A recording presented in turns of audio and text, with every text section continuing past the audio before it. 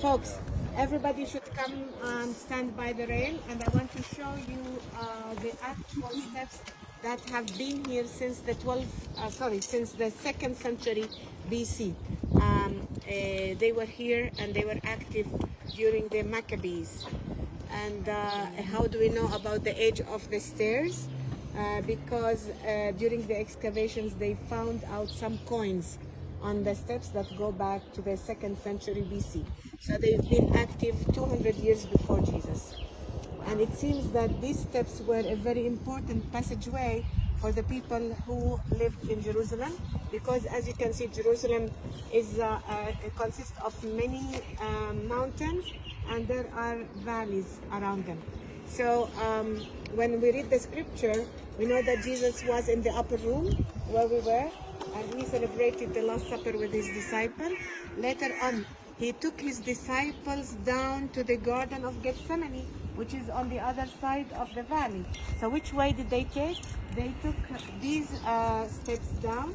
As you can see in this panel, you see that Jesus is walking on the steps. His disciples are with him. All of them are carrying torchlights because it was Passover night and it was a full moon. And as they were going down, they were singing some of the Psalms. So they walked down the steps. They went to the city of David.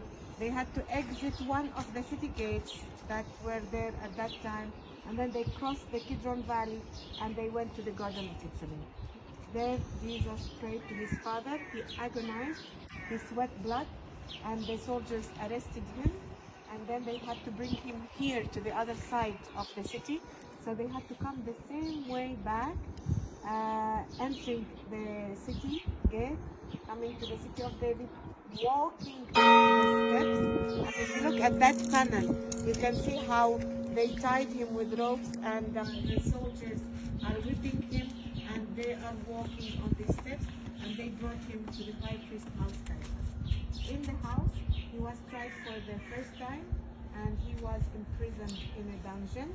The next morning,